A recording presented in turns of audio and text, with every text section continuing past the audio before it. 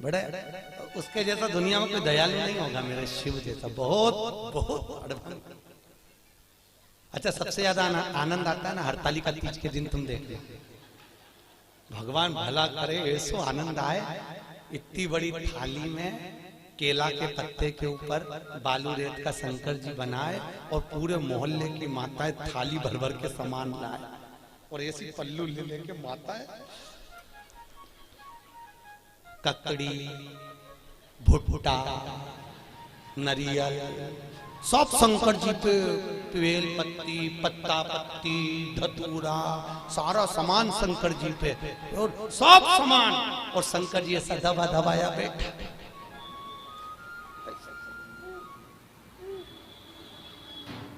पार्वती जी बोली हटाऊं क्या? शंकर जी बोले धरे रहने दे, अब तो सुबह 4 बजे हटेगा। और ये पूरी रात भजन गाती फिरे, तांबा का हंडा तातो धरो पानी। शंकर जी बोले रहने दे, सुबह से लेकर शाम तक में 25 बार नहवा दी।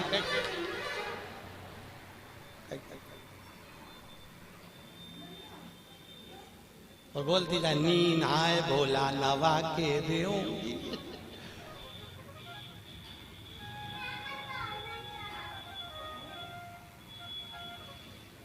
इससे ज्यादा आनंद आवे तो कावड़ यात्रा में तुम देखना, और ऐसी भीड़ और लोग कावड़ ले लेके और भगवान पे जो गंगा जल फेंके। जो यहाँ की कावड़ तो हमने नहीं देखी कि यहाँ पर पानी कैसे चढ़ाने देते हैं, पर काशी में तो ऐसी भीड़ आती है और गंगा जली ले लेके पानी भगवान शंकर पे फेंकते हैं। और कहीं कहीं का तो गंगा जली, और पार्वती जी माँ पीछे कांच में बैठी और बैठी बैठी के भोलेनाथ जी क्या स्थिति है। शंकर भगवान बोले आन दो, अपन तो बैठे थे।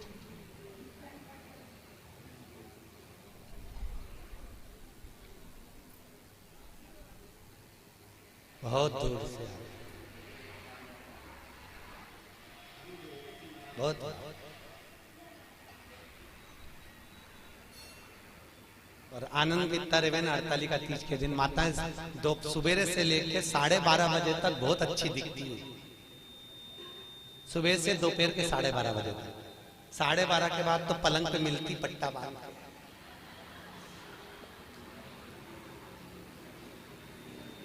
फिर 4 बजे उठती,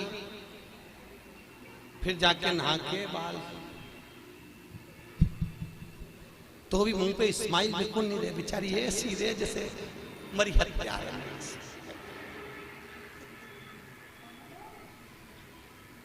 और फिर भी फोन लगा के पूछते रहती, चाची जी पंडित जी कितनी बजे आएगा, पंडित जी कितनी बजे आएगा। और पहली पूजन पे चाय पी, पहली पूजन के बाद हमने पूछा माता जी इसमें तो लिखा है कि दूध पिए तो बिल्ली बने, सोए तो अजगरी बने, बोले तो मेंढकी बने, तो तू तो चाय पी रही, किताब में चाय का नहीं लिखा।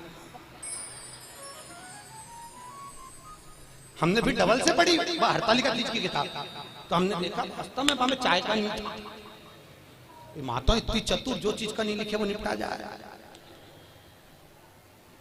इसलिए किताब छापने वाले ने भी अच्छा करा, सब चीज लिख दी। सोए तो ऐसा, दूध पिए तो ऐसा, बेचारे को नहीं मालूम होगा कि चाय भी चलेगी, तो भी लिख देता।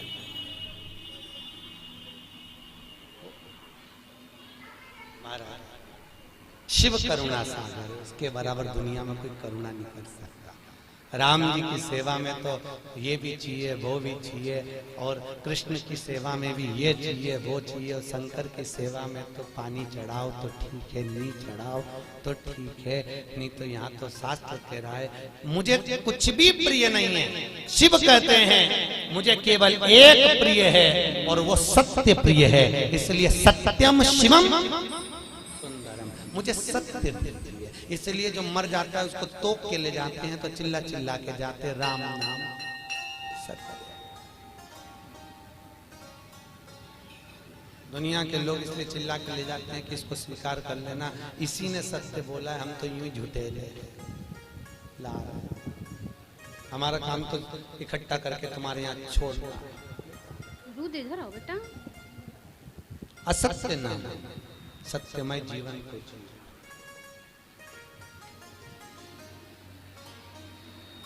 यहाँ पर इंदौर से माताएं कथा सुनने आ रही हैं। कल उनके मिस्टर से मैंने उनके बेटे से बात करी थी।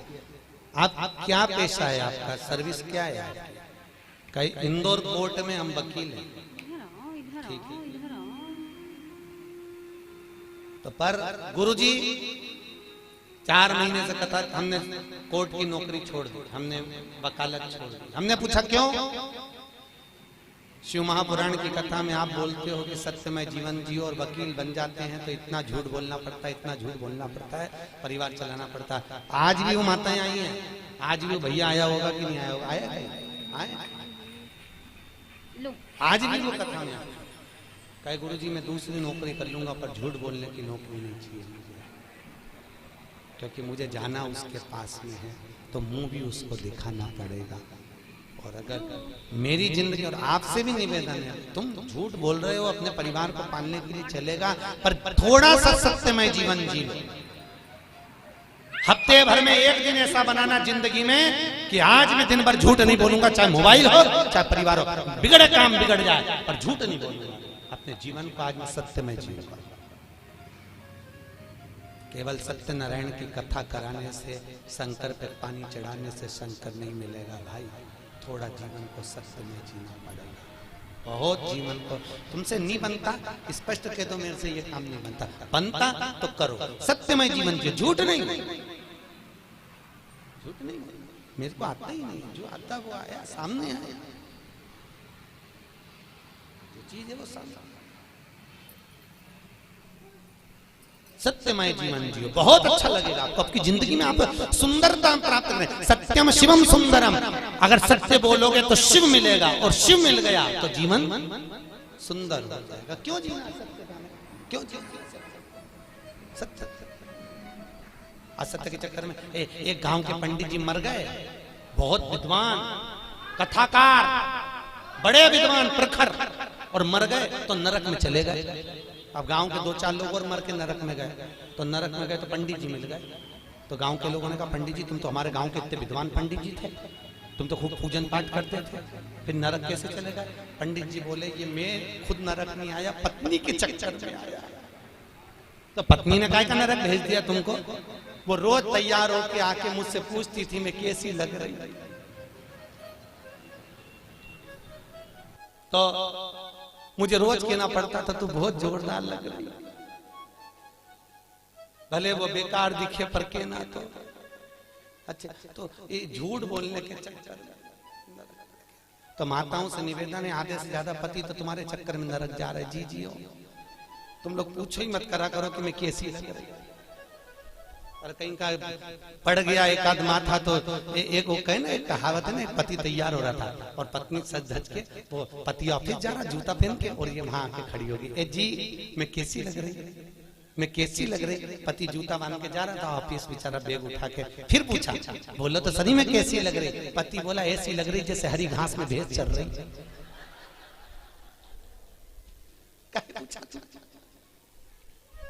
पूछा ही क्यों? भगवत तत्व की शरणागति है महाराज। जीवन में थोड़ा सत्यमय जियो, सत्यम शिवम। अच्छा, बहुत कथा कह रही है। भूत बावन भूतेश्वर भोलेनाथ ने ब्रह्मा जी को श्राप दिया। देवताओं ने मिलकर ब्रह्मदेव के लिए आदर करा, भगवान शंकर की पूजन करी। भगवान शिव ने कहा नारायण ये ब्रह्मा जी का सिर कटा है, ब्रह्मा जी के कटे हुए सिर से बट वृक्ष उत्पन्न होगा। कौन सा वृक्ष? बट वृक्ष, बड़ का पेड़।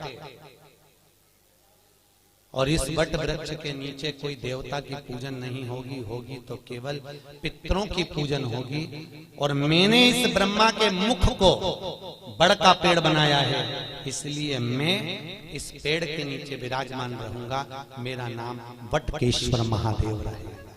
कौन सा महादेव? वटकेश्वर। यहाँ पर भी होंगे बड़केश्वर महादेव कहीं ना कहीं। महाराज बड़केश्वर महादेव, जो घर में चिड़चिड़ापन रहता है, क्रोध रहता है, झगड़ा होता है, क्लेश मचा होता है, घर में शांति नहीं रहती, तो बड़केश्वर महादेव के मंदिर में जो जलाधारी होती है, उस जलाधारी में अपना नाम और गोत्र बोलकर बेलपत्री की डंडी को फंसाकर उसमें 1 लोटा पानी और दूध चढ़ाकर आ जाइए, घर में शांति हो जाती है, कभी क्लेश नहीं मचेगा। सोमवार की अष्टमी के दिन यह क्रम किया जाता है। कौन से दिन? जम के बोलिए। सोमवार की अष्टमी, बटकेश्वर महादेव के मंदिर में। बटकेश्वर शिव को भगवान ब्रह्मा का मुख बड़का हो गया। समय आया, ब्रह्मा जी ने सृष्टि की रचना आगे बढ़ गई। भगवान विष्णु ने ब्रह्मा जी से कहा, ब्रह्मदेव सृष्टि की रचना करिए। शंकर जी से पूछा, ब्रह्मा जी ने सृष्टि कैसी रचना है? भगवान भोलेनाथ ने अपना अर्धनारेश्वर स्वरूप का दर्शन दिया। आधा पुरुष आधा स्त्री, आधा शिव आधा पार्वती के रूप में भगवान दर्शन दिए और कहा, इस रूप को ब्रह्मा जी देख लो और ऐसी सृष्टि की रचना कर दो। आधे पुरुष आधे स्त्री बना दो। ब्रह्मा जी पुरुष और स्त्री का निर्माण कर रहे थे। उन्होंने कहा, शंकर जी ने कहा आधा पुरुष आधा स्त्री बना दो, तो ब्रह्मा जी ने दोनों को भेले करके बना दिया। शंकर जी और पार्वती जी का जो स्वरूप का दर्शन करा, तो पुरुष और स्त्री को दोनों को जोड़कर बना दिया। जैसे जोड़कर बनाया तो ब्रह्मा जी ने चारों तरफ किन्नरी किन्नर उत्पन्न कर दिए। चारों तरफ किन्नरों की सृष्टि हो गई। सबसे पहली पृथ्वी पर अगर कोई सृष्टि की रचना हुई थी तो उसके निर्माता ब्रह्मा, और ब्रह्मा ने अगर पहली सृष्टि रची थी तो वो किन्नर की थी। किनकी सृष्टि थी? जम के बोलिए। किन्नरों की सृष्टि। चारों तरफ किन्नरी किन्नर हो गए। जब किन्नरी किन्नर चारों तरफ हो गए, इतने में वहीं से भगवान शंकर और भगवान विष्णु निकल कर आ रहे थे। भगवान विष्णु ने कहा, चलो प्रभु सृष्टि की रचना हो गई होगी, देख लेते हैं। भगवान नारायण ब्रह्म शंकर जी के साथ जैसे नीचे आए, आकर देखा तो किन्नरी किन्नर नजर आए। जैसे किन्नरों को देखा, इतने में भगवान विष्णु ठहाका लगाकर हंस दिए। भगवान शंकर को बुरा लग गया। शंकर जी ने कहा, नारायण तुम क्यों हंस रहे हो? अरे प्रभु, ब्रह्मा जी से कहा था सृष्टि की रचना करो, आधे पुरुष आधे स्त्री बनाना, उन्होंने जोड़कर बना दिया दोनों को, पुरुष स्त्री किन्नर बन गए। शंकर भगवान बोले, गलती किससे नहीं होती? ब्रह्मा से गलती हुई है तो सबरेगा सुधरेगा। पर ब्रह्मा जी से गलती हुई है, पर भगवान नारायण तुम इन किन्नरों पर हंसे हो, तुम्हें भी पृथ्वी पर जाकर किन्नर बनना पड़ेगा। किसको? जम के बोलिए। भगवान नारायण, तुम्हें पृथ्वी पर जाकर किन्नर बनना पड़ेगा। भगवान विष्णु ने क्षमा मांगी, प्रभु क्षमा कर दीजिए। नहीं, शंकर जी बोले, आप हंसे हो इन किन्नरों पर, तो तुमको किन्नर तो बनना पड़ेगा। और याद करो वो चरित्र, जब भगवान विष्णु किन्नर बने थे। कथा सुनी होगी आपने महाभारत की, कि द्रौपदी को जब लेकर आए अर्जुन, और अर्जुन जब द्रौपदी को लेकर आए तो माता कुंती ने भोजन बनाते बनाते कह दिया, 5 बांट लो। अर्जुन ने कहा, द्रौपदी मेरी माँ ने कहा है तुम्हें 5 पतियों की पत्नी बनना पड़ेगा। द्रौपदी ने कहा, बन जाऊंगी, पर शर्त एक है, एक एक पति के साथ में 1-1 साल रहूंगी, और मेरे पति के कमरे में अगर कोई दूसरा पति आ गया तो उसको 5 वर्ष के लिए बन जाना पड़ेगा। अगर आप मंजूर करते हो तो मैं 5 पतियों की पत्नी बनने को तैयार हो जाता। द्रौपदी ने 5 पतियों के साथ में फेरे लिए, रहने लगी। आज भीम के साथ में द्रौपदी रह रही थी, और भीम के साथ द्रौपदी रह रही, और इतने में अर्जुन के पास में एक ब्राह्मण आकर बोला, अरे महाराज मेरे बच्चे को शेर उठाकर ले गया, बचाइए मेरे बच्चे को। और इतने में अर्जुन गया, मेरा गांडीव कहाँ है? गांडीव तो भीम के कमरे में था। और अर्जुन गया और भीम के कमरे से गांडीव लेकर आ गया, और लेकर आया, बच्चे को बचा लिया। पर द्रौपदी हाथ जोड़कर खड़ी हो गई, तुम्हें 5 साल के लिए बन जाना पड़ेगा। अर्जुन 5 वर्ष के लिए वन चले गए। नागों की कन्या उलूपी के साथ में अर्जुन ने शादी कर ली। अर्जुन का एक लड़का हो गया जिसका नाम था अरावण। क्या नाम था? जम के बोलो। अरावण। क्या नाम है? अरावण। अर्जुन का लड़का हो गया। अर्जुन वापिस आ गए। जब कौरव और पांडवों का युद्ध चालू हुआ तो कुरुक्षेत्र की भूमि, युद्ध की भूमि को प्रसन्न करने के लिए चंडी को प्रसन्न करना था, और चंडी को प्रसन्न करने के लिए नियम था कि जब युद्ध प्रारंभ होगा तो दोनों तरफ से परिवार में से एक एक बलि देना पड़ेगा किसी व्यक्ति की। कौरव तो खुश हो गए, हम तो 100 भाई, एक मर गया तो 99 बच जाएंगे, पर पांडवों का क्या होगा, 5 में से एक मर गया, 4 ही बच पाएंगे। भगवान कृष्ण को नींद नहीं आ रही, बेचैनी बनी हुई है। अर्जुन से कहा, अर्जुन तुम 5 में से मैं किसी को मरता हुआ नहीं देख सकता। अर्जुन ने कहा, स्वामी किसी को तो मरना पड़ेगा, बलि तो देना है चंडी को प्रसन्न करने के लिए परिवार का। कौन देगा बलि? एक मरना। अर्जुन याद कर, तू बन गया था तो तेरा लड़का हुआ था, तू जा उस लड़के को लेकर। अर्जुन गया वन में, जब तक लड़का बड़ा हो गया था रावण, उसको लेकर आ गया। रावण, हमें युद्ध में तुम्हारी जरूरत है। उसने कहा, पिताजी चिंता मत करो, मैं तुम्हारे लिए प्राण देने को तैयार हूं, मरने को तैयार हूं। रावण आया, भगवान द्वारकाधीश ने कहा, रावण तुम कहते हो कि मैं प्राण देने को तैयार हूं, तुम्हारे प्राण चाहिए। रावण कहता है, युद्ध के मैदान में मैं मरने को तैयार हूं दादा, मैं मर जाऊंगा। भगवान कृष्ण ने कहा, युद्ध के मैदान में तुमसे युद्ध नहीं लड़वाना, चंडी को प्रसन्न करने के लिए कौरव और पांडवों में से एक एक बलि जाना है। कौरव अपने भाई की बलि दे रहे हैं, तो हमको तुम्हारी बलि देना है। रावण कहता है, दादा मरने को तैयार हूं, परंतु एक दिक्कत है। क्या? अगर मैं कुंवारा मर गया तो ना तो मुझे पिंड मिलेगा, ना मुझे तर्पण मिलेगा। 16 सनात का भोजन कभी कुंवारे मरे हुए व्यक्ति को प्राप्त नहीं होता, जो कुंवारी अवस्था में मर गया। ना तो मुझे पिंड मिलेगा, ना तर्पण मिलेगा। मैं आहूत बन जाऊंगा, मैं वासुक बन जाऊंगा, मैं फिरता फिरूंगा प्रेत योनि में, मेरी मुक्ति नहीं होगी। एक काम करिए, मेरी शादी कर दो, फिर मैं मर जाऊंगा। भगवान ने कहा, अर्जुन देखो, कल इसकी बलि चढ़ना है और एक रात के लिए इसकी शादी करना है, जल्दी लड़की ढूंढो। पूरे हस्तिनापुर में लड़की ढूंढी, पर लड़की नहीं मिली। रात्रि के 11 बज गई, कन्या प्राप्त नहीं हुई। भगवान को चिंता लग गई, अगर इसका विवाह नहीं होगा तो ये मरेगा नहीं, और मरेगा नहीं तो बलि कौन की चढ़े। तो भगवान कृष्ण को याद आया कि मुझे शंकर जी ने किन्नर बनने का श्राप दिया था। शंकर भगवान के वचन को निभाने के लिए भगवान एक रात के लिए उस रावण के पत्नी बन गए। आज भी किन्नरों की शादी होती है एक घड़े से, एक रात का विवाह होता है उनका। उस घड़े का नाम रहता है रावण। क्या नाम है? किन्नरों के पति का नाम है रावण। उस घड़े से विवाह होता है, फिर घड़े से ही वो मांग भरते हैं, घड़े से ही मंगल सूत्र पहनते हैं। इसलिए हमारे यहाँ किन्नर मांग भी भरते हैं, मंगल सूत्र भी पहनते हैं, हाथ में चूड़ी पहनते हैं, पाँव में बिछूड़ी पहनते हैं। तो कई लोगों के मन में आता है इनका पति कौन है? इनका पति रावण। एक रात्रि का विवाह किया जाता है इनका, एक रात। और उस रावण का विवाह भगवान द्वारकाधीश के साथ में हुआ।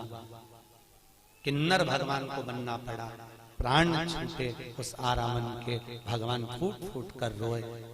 भगवान ने ये लीला शिव जी के वचन को निभाने के लिए। किन्नर शास्त्र कहता किसी पर मत हंसो जिंदगी में कभी भी। ना जाने कौन सी घड़ी, किस पल, किस जगह, किस स्थान पर हम हंस दिए और वो बुरा बुरा हो गया। ना हंसिए, अपने को प्रसन्न रहना है, अपनी जगह पर रहिए। अपने को अलमस्त रहना, अपनी जगह पर रहिए। पर किसी को देखकर, किसी को उंगली उठाकर, किसी की ओर निगाह कर कर हमारे चेहरे पर प्रसन्नता का भाव नहीं होना चाहिए। उसको ना जाने कब ठेस पहुंच जाए। प्रसन्न बहुत आज